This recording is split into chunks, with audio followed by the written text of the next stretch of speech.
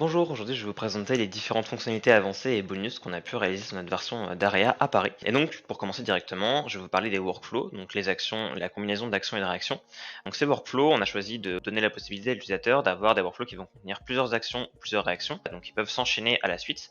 Et donc si on a plusieurs réactions par exemple qui s'enchaînent, on peut choisir également de passer des paramètres d'une action à une réaction ou d'une réaction à une réaction. Donc si je vous donne un exemple concret, ça peut être quand une release va être créée sur GitHub, on pourrait créer un post sur Twitter qui va contenir le lien de la release, l'auteur, etc. Et donc ça nous permet voilà, de récupérer différentes informations à partir d'un événement qui a pu avoir lieu. Et une fois que ces workflows donc tour, on va avoir la possibilité d'avoir différentes statistiques à ce niveau-là et également un log d'activité qui va permettre à l'utilisateur d'un peu suivre ce qui se passe sur son compte. Donc ça c'est au niveau des workflows, c'est une fonctionnalité assez basique. Ensuite on va avoir au niveau de l'utilisateur, donc on a choisi de permettre à l'utilisateur d'avoir des préférences qui vont être sauvegardées directement dans son navigateur ou dans son appareil sur mobile. Et donc ces préférences, elles vont consister en deux choses. La première ça va être le thème de l'application, donc on va avoir l'application qui sera disponible en thème clair, en thème sombre ou automatique en fonction du thème de l'appareil. Et on va avoir également l'application qui sera disponible dans trois langues, qui permet à l'utilisateur voilà, de customiser son expérience en fonction de la langue avec laquelle il est le plus familier. Ça, c'est les fonctionnalités présentes vraiment sur l'application. Quand vous arrivez sur la plateforme, vous pouvez cliquer sur créer un workflow, sélectionner le nom, également sélectionner le service que vous voulez. Ensuite, vous allez pouvoir choisir l'événement, rentrer les différents paramètres, connecter votre compte. Donc ici, ça va être assez rapide. Vous pouvez voir qu'il y a des données qui sont retournées que je peux utiliser dans la réaction suivante. Ensuite, je vais pouvoir faire la même chose pour la réaction, par exemple envoyer un mail. Hop, je remplis les différents champs. Une fois que c'est fait, je peux remonter, l'activer et cliquer sur Save. Et là, j'ai mon workflow qui est créé dans ma librairie. Et je peux également visionner la liste des services qui sont disponibles avec lesquels je peux créer différents éléments et voir les statistiques sur mon dashboard.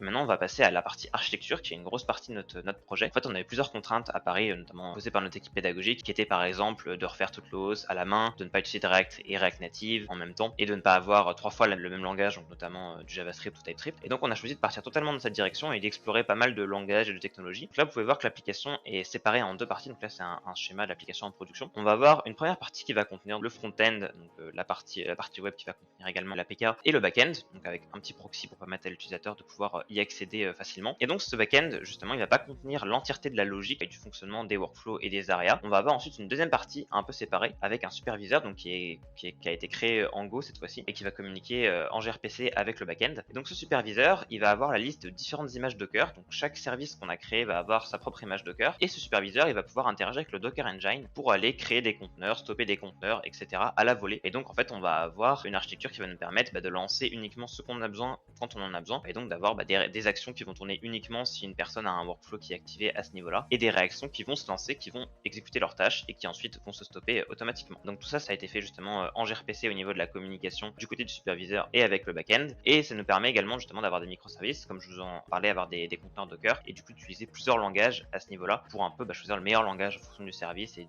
des SDK et des API qui sont disponibles. Donc les bénéfices qui sont listés là, c'est ceux que je viens d'évoquer. Par exemple, je vous parlais de release sur un repository GitHub. On peut imaginer que s'il y a deux personnes qui vont écouter sur la release d'un repository GitHub, on va lancer évidemment une seule action puisque c'est le même événement tout simplement. Et ensuite, on va aller lancer les réactions customisées en fonction de l'utilisateur et du workflow en question. Ensuite, on va avoir une grosse partie intégration continue, et également, enfin CI/CD en fait avec du déploiement également. La première, ça va être les tests end-to-end, donc on va avoir des tests qui vont se passer sur toute l'application, notamment sur la partie web et utiliser également l'API. On va également vérifier la propreté du code, donc à la fois du serveur, du web, du mobile, la compilation du superviseur, avoir une preview de la web app, notamment avec l'utilisation de Vercel, le formatage de la documentation, donc tout ça via des GitHub Actions, et ensuite également un déploiement continu. Donc on va avoir le déploiement principal, donc de l'architecture que vous avez vu précédemment, qui va être fait via des GitHub Actions également, donc qui est disponible sur le site que vous voyez à l'écran. La documentation, donc qui explique également les différentes parties que je suis en train de vous expliquer à l'oral. Et ensuite, trois petits détails. Donc on va avoir des migrations sur la base de données qui vont être lancées. Donc en fait, on a choisi au fur et à mesure de notre développement de permettre de garder une base de données, de ne pas avoir besoin de l'écraser à chaque fois. Et donc si on avait des vrais utilisateurs qui étaient en production, on a, je